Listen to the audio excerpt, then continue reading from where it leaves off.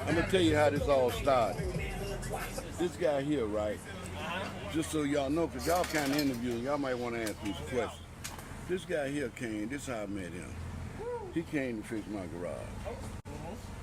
And I started sharing my story with him, right? I'm a recovering addict, right? Heroin addict over 30-some years. I'm from Chicago. I got into a program and how to change my life over to where I'm at today. He thought it would be a good initiative for the people because, you know, addiction, this, that, and other. So that's where we're at. So I don't know. We're gonna take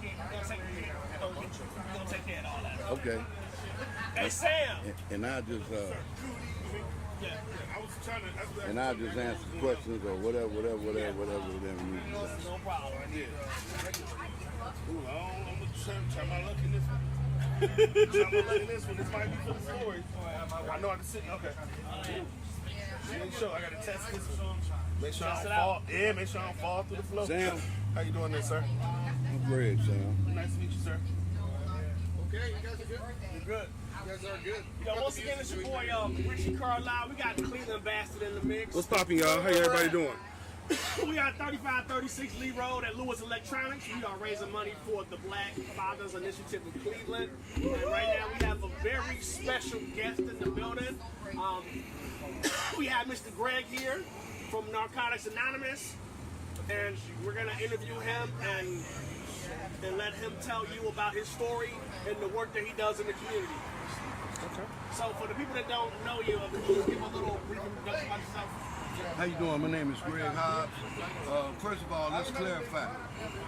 I am part of fellowship, but we do not promote, and we do not get on radio. So I'm not a representative of NA or nothing of the sort. I'm part of an anonymous program, and we don't publicly say I'm from NA or nothing of the sort, simply because it's attraction instead of promote. So we don't promote this thing.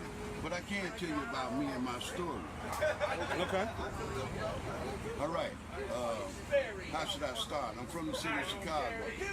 All right. And I try to be real about myself, you know, because I want to be a hope shot for other people. All right. I was a heroin addict for 35 years. Okay. Matter of fact, July 27th of this month, I have 13 years clean. As a result of this anonymous program. I'm here to help those that might still be suffering with addiction. That's what I do. Well, what I can say, and I'll get back to my story, I work in community assessment treatment services. You know, as a result of the program I'm part of and becoming a productive citizen, we believe in sharing our experience of hope with someone else. So I'm working in the treatment field. That's what I do. Case manager, work as case manager for community assessment. But getting back to my story, like I said, I'm from the streets of Chicago, born and raised. I've been in Cleveland for 8 years. Okay. We tend to say, which is true, there's only 3 ways out of active addiction: jails, institution, and death. And in my story, I went through them all. I spent a lot of time in the correctional center in Illinois. Institutions would be the jails, being some different penitentiaries. But a lot of people miss out on is death. I didn't have death also. See, because the program I'm part of, you know, I suffer from a disease. I thought it was a moral dilemma, but I found out I suffer from a disease. And this disease is, it's a mental disease. It's spiritual and physical in nature. And so that goes back to my part when I talk about I've done them all: jails, institution, and death. And the death part in my story is a spiritual death. You know, as I was going through my journey, as I was going through my journey, matter of fact, the core of my disease that I found out is self-centeredness. You know, it was all about me. And that's the spiritual part of it. Forget my mother, forget my kids, forget my wife, forget everything. It was all about, in the past, about getting one more. You know, I'm not one to go into a drug law. If you got high off it, I got high off it. I done did it all. I done slept in abandoned buildings, slept in cars, stole from my family. Man, at one time they didn't want to see me coming. But I'm going to get to the good part because I like to be a hope shot for people. Today, as a result of the program that I'm in, right, like I say, July 27, I have 13 years clean. And this program has taught me how to become a productive member of society. I did a total turnaround in my life today. You know, today I could say that my family calls me and asks me when I'm coming back. You know, it was a time in my life when my son despised me. Today my son called me up for advice. Today I'm a role model for my son. You know what I mean? Everything in my life has changed from the way it used to be. You know, as a result of this program that I'm part of. I'm just here to say that it worked. Matter of fact, it worked today. I saw a young lady, and it don't matter about black, white, green, or blue. I mean, this thing affects everybody. I was talking with a young lady today that came into the treatment center, and I was sharing my story, and I share my story freely simply because one of our messages is that any addict can stop using drugs, lose the desire for drugs, and find a new way to live. And through this program that I'm part of, I found a new way to live, and it definitely have changed my whole life. You know, I go to any length today to try to help somebody. You know, at the end of our steps, because I'm in a 12-step program, and at the end of our step, that 12-step, matter of fact, the 12-step in any 12-step program is about being of service. So today my life is mostly all about being of service. I got guys that I sponsor, that I try to show them the way. I try to be a hope shot. I try to be a hope shot today in the way I live, the way I travel, the way I talk. You know, there's more about action than even the talking. I try to live a certain way. This thing has taught me how to live a certain way today. You know, and I'm enjoying this life. I wouldn't change my life today for nothing in the world. I'm one of them guys, a lot of times people don't want to say it, but I would never use another substance again in my life. Never. So I have a question. Yes, sir. Well, a lot of people always go, hey, they see people on drugs and various drugs, see them all out here messed out on the street, and the first thing they say is, it'll never be me. I never this, I never that. What made you what pushed you to that? Like, to the drug? What low hit you to where you even got turned out on the drugs? Well, where were you going? Like, or did you come from the service with a habit, or did you just catch a habit on the streets, playing around in the parties and got hooked on something? Or? You know, one of the biggest things, and I think especially for the young guys and the young girls today, is peer pressure. Okay. It didn't have nothing to do with what I went through. I was raised in a good family. Well, it was a single family home, but it was my mother. I was raised with morals. You know, I went to school. Matter of fact, I was a pretty good student. And it's funny to say because I was an accelerated student back in the days when I started, but it wasn't cool to be an accelerated student. You know, so I dummied down, and the peer pressure, I started hanging around with people, you know, and it was a process. You know, I started off, they say it's a gateway. There's different gateways for different people. I never was a drinker, but I started off with marijuana, did a little drinking of the wine, the whiteboard and whatnot, and it kind of escalated. During my travels, I don't know about somebody else, all I can do is tell my story. In my travels, where I come from, we went through the phase of marijuana, then we went through the phase of pills, then we went through a phase of psychedelics, and then I finally met my drug of choice, which was heroin. I fell in love. It was a love affair with heroin. And it was mostly I know today, was by choice. Okay. By my choice and peer pressure. But see, the thing about it got to a point where the choice is gone. No longer did I choose to get high. I had to get high. I had to have it. That's when the addiction set in. When I was ruled, and again, you know, I've taught that what controls my disease is obsession and compulsion. And the obsession is the ever-ending mental thought of getting high. The compulsion is that driving force that drive me to getting high, that drive me to going in your pocket, that drive me to sticking you up. And see, when I got caught in the wrath of that addiction, that's where it was at. See, addiction basically had you out here in these streets taking chances. Plenty of chances. Plenty of chances. You know what I mean? Chances that I wouldn't take today. And we didn't really call them, well, it was chances, it was a flip of the coin, but it wasn't no thought to it at all. I did what I had to do to get one more, regardless.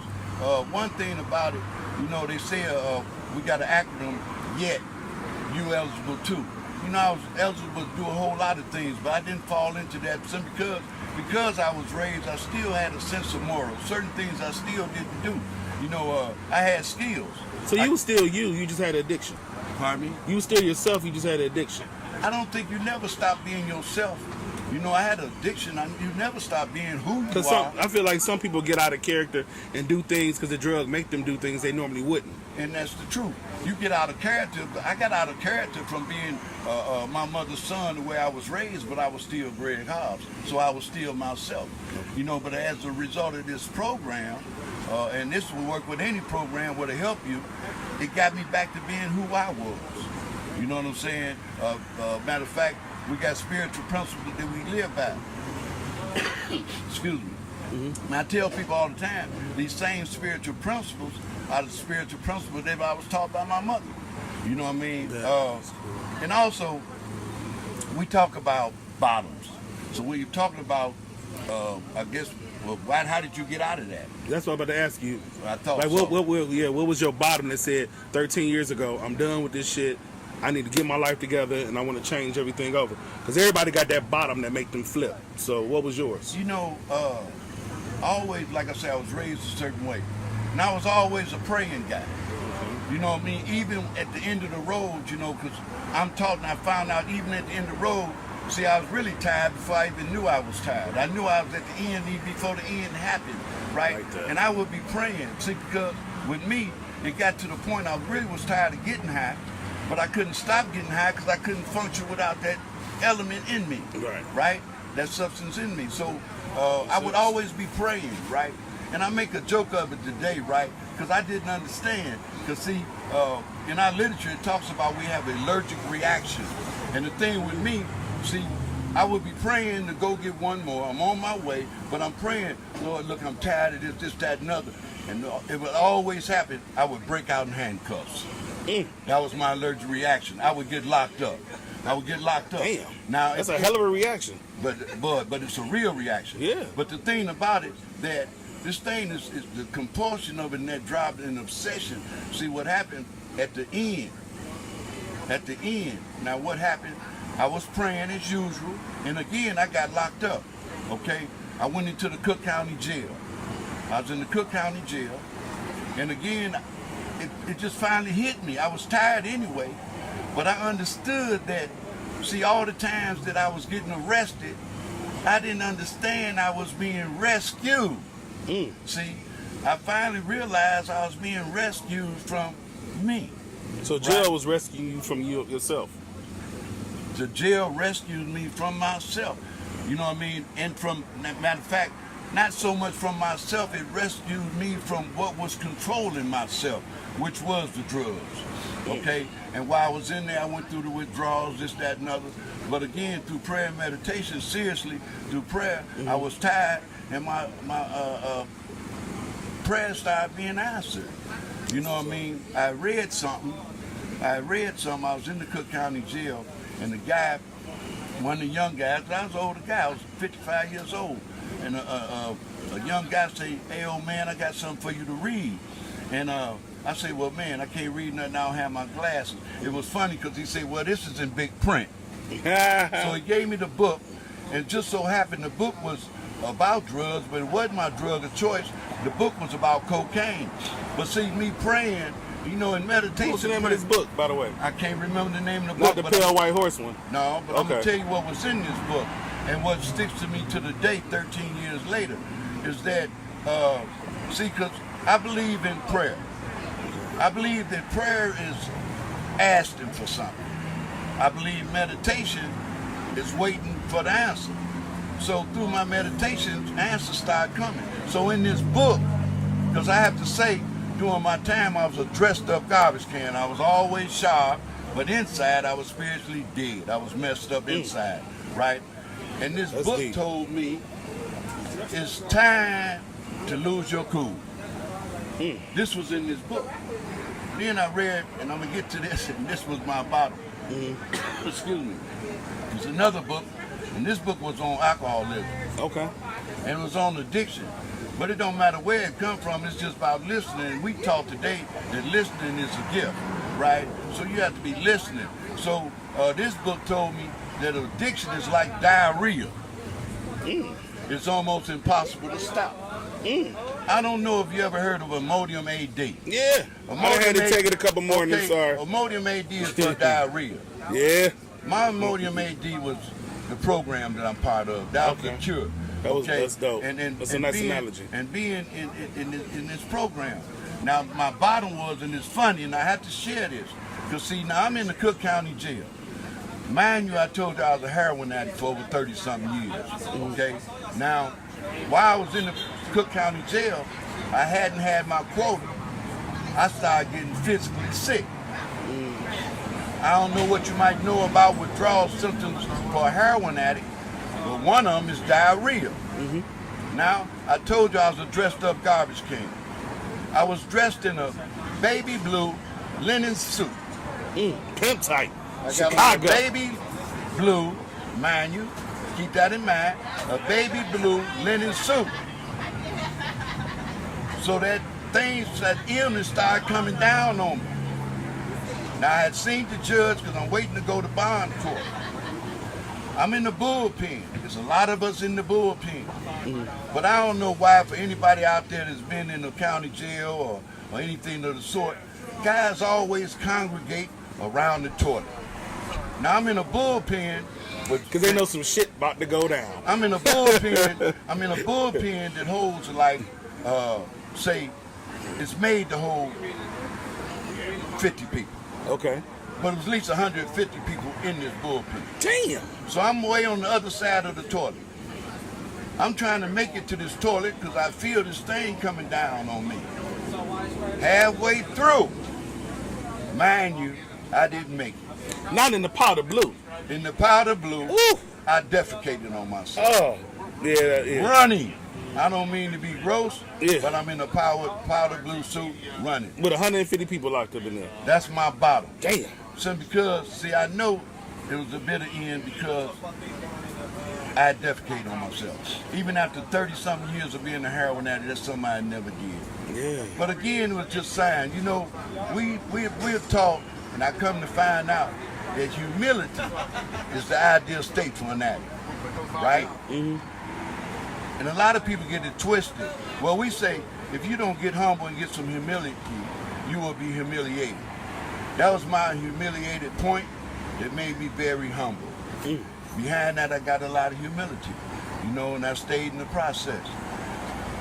I went to my first NA meeting. I've been here ever since. You know, like I say, I work the steps. You know, I sponsor guys. Not to cut you off. Go ahead. I do have a question. I always hear people say, and some people even make jokes of it. You hear it in movies. I'm in the 12-step program. What are the 12 steps? Because nobody ever, I don't even know what the 12 steps are. Like, what do they stand for? Okay, now, I'm going to give you the first one. Okay, I would like to know. Because, first of all, that's a good question. On my license plate on my car, it says first step. I'm talking about that's the legal license plate on my car. First step. Matter of fact, if you call me on my telephone, it'll say you have reached Greg Hobbs, a.k.a. First Step. Everybody, including my friends, they call me First Step. The first step say, I admit I was powerless over my addiction and my life had become unmanageable, first of all. Okay, in this program, matter of fact, I started working, I told you this story, but the first step, that's why I took on the moniker the first step, because the first step started working way before I even knew it was a first step. Simply because the spiritual principle in the first step is honesty. Okay. I got honest with myself. I messed up. One of the other spiritual principles in that first step is surrender. I threw up both my hands. I said I had enough. So I was working this first step way before I even know what a first step was. All right? So again, I'm gonna do that first step. I admit that I'm powerless over my addiction, my life become unmanageable. When I understand that that I'm powerless, see, a lot of us, especially a person like myself from the street, I don't want to hear that I'm powerless. I don't want to hear nothing about surrender because that wasn't part of my program to surrender when I was in the street. But in this thing, you surrender to win. When you admit that you're powerless, what it does in that first step, when I admit that I'm powerless over you guys, I'm powerless over what you say, what it does, it gives me a choice. It gives me a choice of how I deal with what you say. See, once I understand that I'm powerless over drugs, now I got a choice if I'm going to use drugs or not use drugs. The unmanageability part is real easy. Okay, my life has definitely become unmanageable. Not only that I defecate on myself, but all the time that I spend in the penitentiary. So that was the unmanageability part. Now step 2, I come to believe in the power. I come to believe in the power greater than myself that can restore me to sanity. So you say, what's insanity? Insanity, they say, we always hear it. Insanity is doing the same thing, expecting different results. You hear that all the time. But me, because see, they told me, guys like that told me to take this program and work for me. Insanity is doing the same thing, knowing the damn results. That's insane. I knew what I was doing myself. I knew I was killing myself, so it's insane for me to continue doing it. So I come to believe in the power greater than myself. The first power greater than myself, see, I wanted to believe in evidence. When I came into the rooms, matter of fact, I was in the Cook County Jail, and a guy came in that I've been knowing for 50 years, right? And this guy, I say, man, what happened to you? He should have been asking me what happened to me, but I knew what happened. He said, I found a way out, right? I say, man, I want some of that. That's when I got introduced to Narcotics Anonymous. Sorry, I shouldn't be saying that, but that's when I got about this program, right? And he said, well, welcome to the greatest show on earth. I say, well, I want some of that. I could say 13 years later, that's my sponsor. At that time, that was a power greater than me to restore me to sanity, the evidence that this thing has worked. This is a guy that I did dope with, stole with, and everything else. Now he done changed his life. I came to believe in the power greater than myself. As I go on through working these steps, matter of fact, I found a guy that believed in me to help me in my recovery. This is the guy that guided me through these 12 steps, right? So a lot of people scared of that step because first thing they think of power greater than myself, they might think about God, but it ain't necessary. A power greater than myself can be her. You know, it's been times where my sister or at work, when I get out of my mind sometimes, because I'm not cured, you know what I'm saying? Then I'm an old guy, I'll be 68 years old, you know, I'm stuck in my ways. So when I get out of my body, it might be her to say, Greg, look here, man, you know that ain't right, this, that, and other. Now that's the power greater than me that restore me to sanity. Anything that'll bring me back. A power greater than yourself can be anything loving and caring. Okay, step 3. We made a decision to turn our will and life over to care of God as we understand. See, again, if you want that, a lot of people these days is mad at God or don't believe in God. So, see, I believe in acronyms. So, if you don't want to look at God like that, look at the acronym GOD, Good Orderly Directions. So I come to believe in the power greater than myself. I made a decision to turn my will and my life over to care of God as I understand it, right? And this is an action step. See, I can make a decision, but if I can make a decision to go over there and shake the brother's hand over there. But if I sit right here, the decision ain't nothing but the thoughts. I got to put some action in there and go over there and shake that brother's hand. It's all about action. So, and then, see, we have to understand, we break it down. We learn to break it down in the program I'm in. I made a decision to turn my will over. You might ask me, well, what is your will? Your will is your thinking. See, my thinking is messed up. I got a thinking disease. Okay, so I turned my will. I made the decision to turn my will over to a power greater than myself. It could be him. Anybody that can help me go through my thing. See, one thing about this program, as it go on and on, actually, because I done been through all this stuff, it brings you closer and closer to an actual God. But see, we say a God of your understanding. It don't have to be your mama's God, nobody's God, a God of your understanding. I choose good orderly directions, although I believe in some other stuff, but that's on the religious side. Step 4. We took a thorough moral inventory of ourselves. See, this is the hit. Because see, this is when I sit down with my sponsor, and on pencil and paper. Well, some people use a book, but add you a whole bunch of questions. And the questions about you. This is when you sit down and pray, Lord, reveal to me, where you go inside yourself so you can get to the exact nature. You take a fearless moral inventory of yourself. Because see, I found out through that you wasn't the problem, he wasn't the problem, I was the problem. You know, with that, you know, a lot of times at work, I would tell guys, man, you need to identify with the enemy.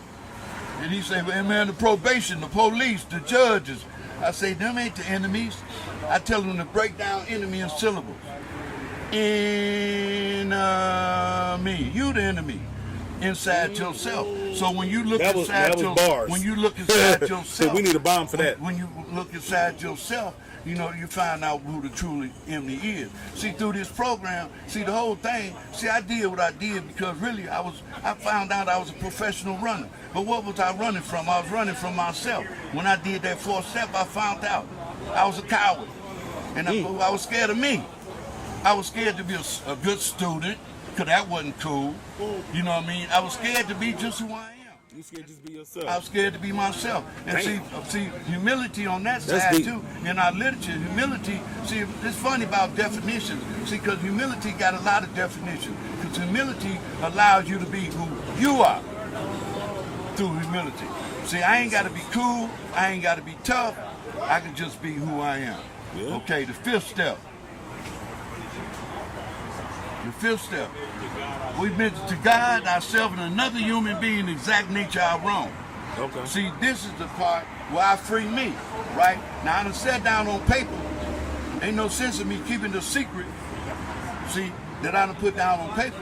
So I done did and looked into myself. I found out a lot of my, for lack of another word, my moral deficiencies inside of me. A lot of things, my character that was messed up in me. So what I did, I shared that with my sponsor. God already know, but I shared it with my sponsor. Now what I'm doing, I'm freeing myself. All these they say you stay sick is your secret. So I'm letting up all these secrets. So that step there, kind of that 4th and 5th step together, freed me. Like that. 6th step, we became willing. We became entirely ready to have God remove our defects of character. That's the 6th step. Now, in the 6th step, the spiritual principle, matter of fact, I'm going to go back, because see, it's a spiritual principle in all them steps, okay? In that 1st step, like I say, we had honesty, surrender. In that 2nd step, we had hope, you know, come to believe. That was the hope shot. In that 3rd step, we had trust and faith, okay? In that 4th step, and this is the hit, courage. Courage. Having the courage to look inside yourself. And each one of them steps of spiritual. And it's hard to have the courage when you consider yourself a coward. Right. But see, once I found out, I had the courage to look into myself. All right. So it freed me. All right. I ain't got to run no more. Like that. The coward is Like- gone. like Now I can that. face it. All right. Like that. And that 5th step is integrity. See, I had the integrity to share what was happening inside me with somebody else. In that 6th step, it said we became entirely ready to have God remove our defects of character, right? So the spiritual principle in that step is willingness. It's just the fact of being willing. You know, we also say in our program, when you become honest, open-minded, and willing, you well on your way. See, and the willingness is just to have, see, because see, I got a lot of, we all suffer from character defects, right? But see, our dilemma falls because we think we can remove it.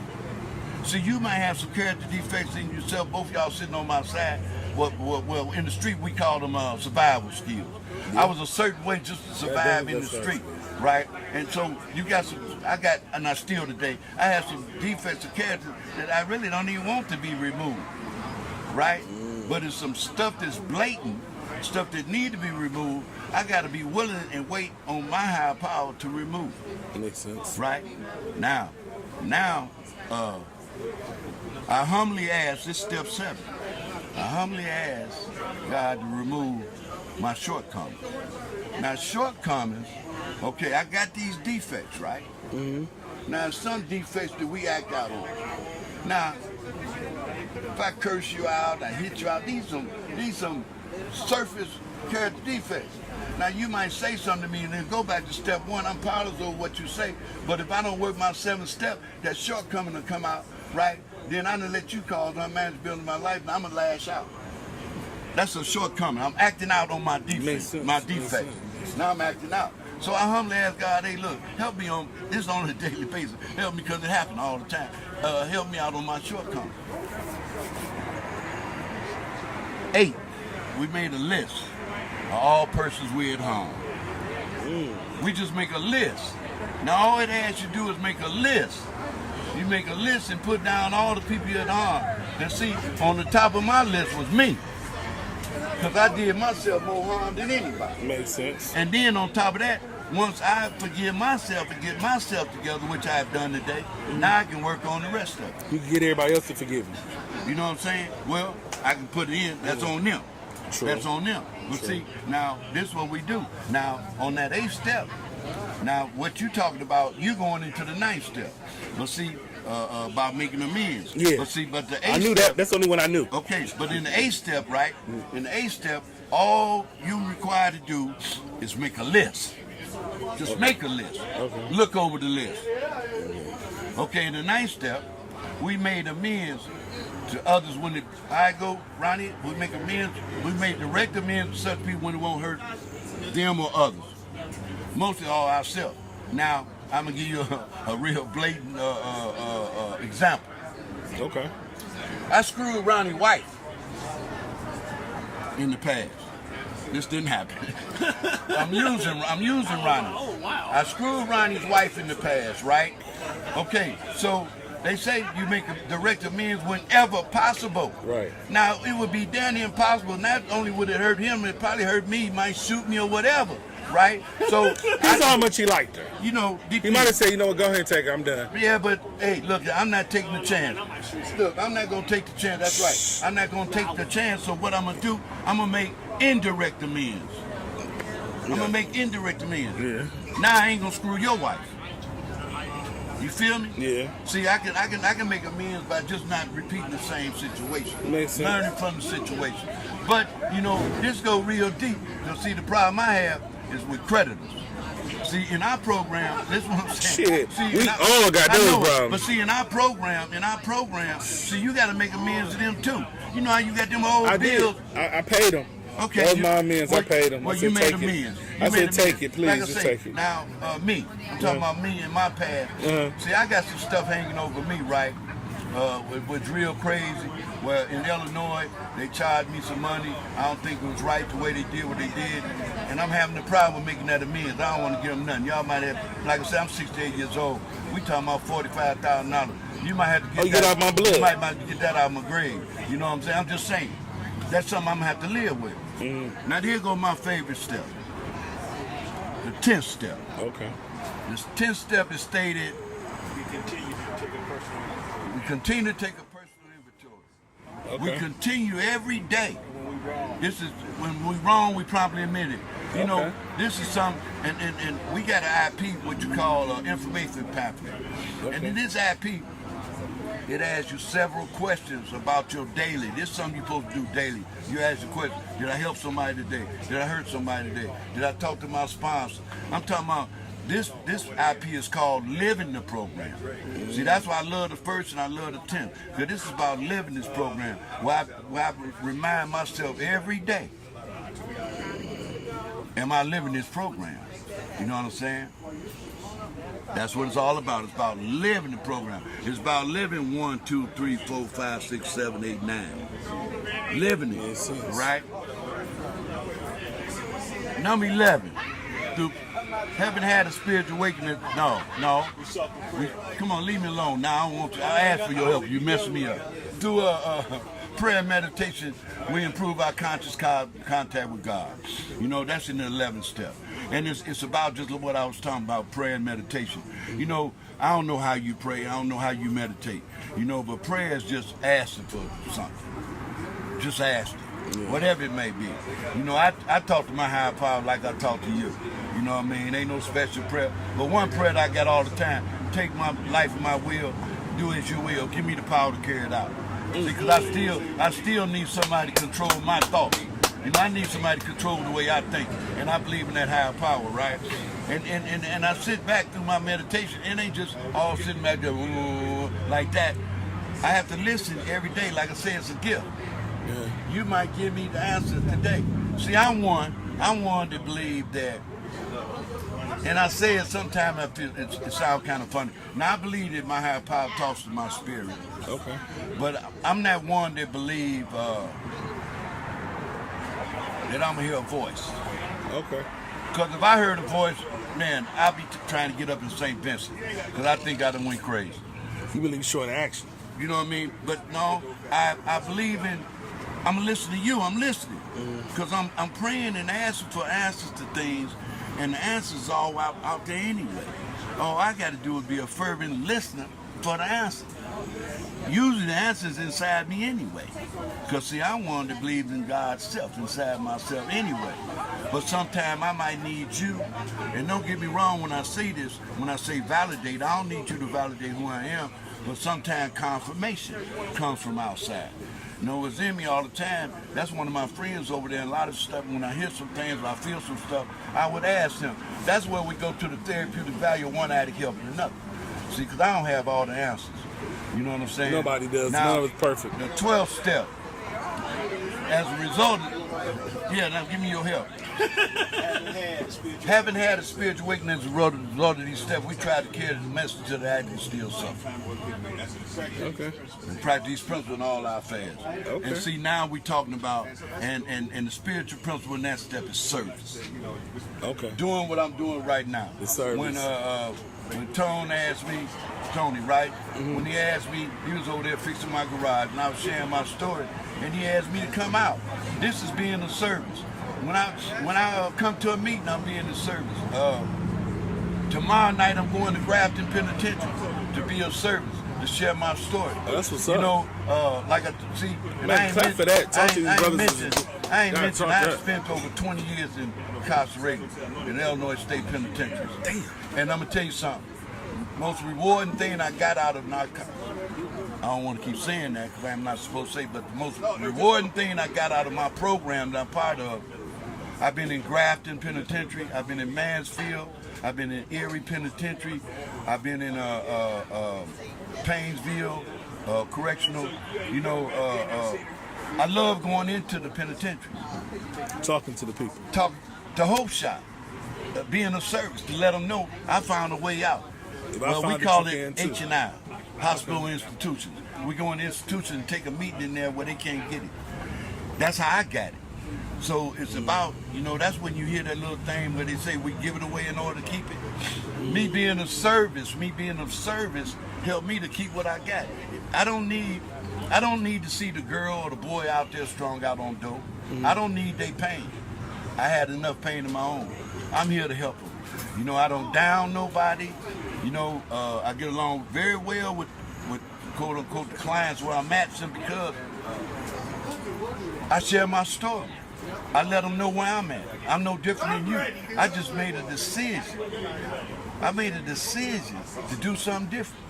The first step again, I go back, I had a choice. And I made a choice to change my life.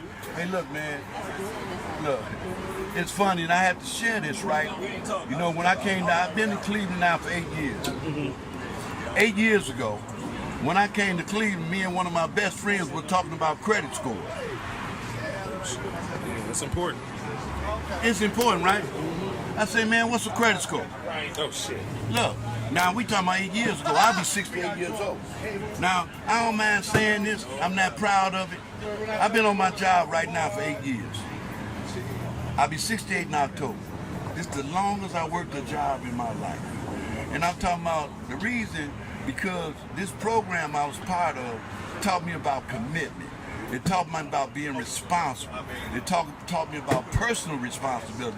Because see, in my story, if you ever hear me give a lead, you know, during my time, right, see, one thing that I had on my on my side, so I thought, was my gift of gab. Okay. I had a gift of gab. And I'm not proud of it, but you know, I was a manipulator of women.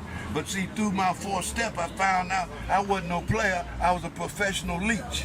Ooh. I found out I was a professional leech when I did my 4th step. You know what I'm saying? Praying So on. you weren't a pimp, you was a leech.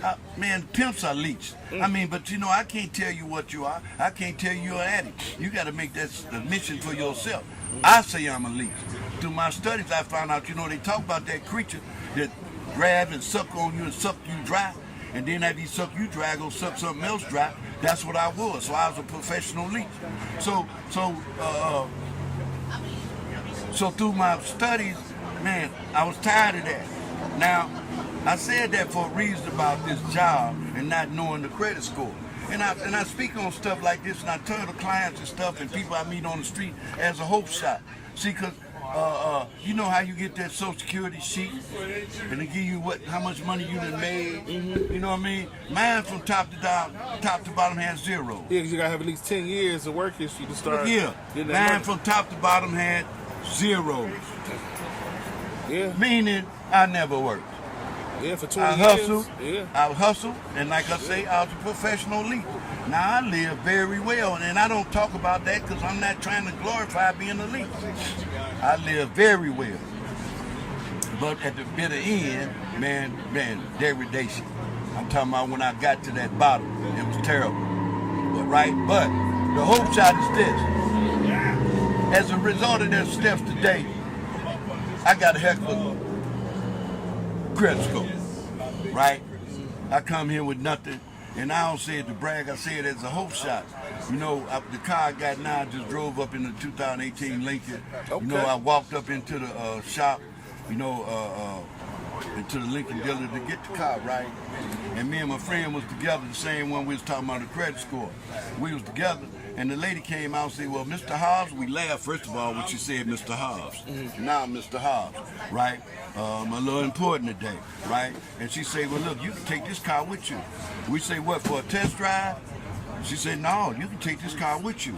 And it's as a result of this program, because she said, man, with your credit score and everything is fine. Well, she said, well, we can save you a little money on the payment if you want to put $2,000 down.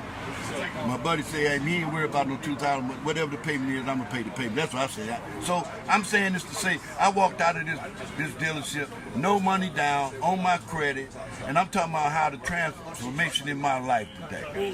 You know what I'm saying? Today, you know, I used to live in abandoned buildings, right?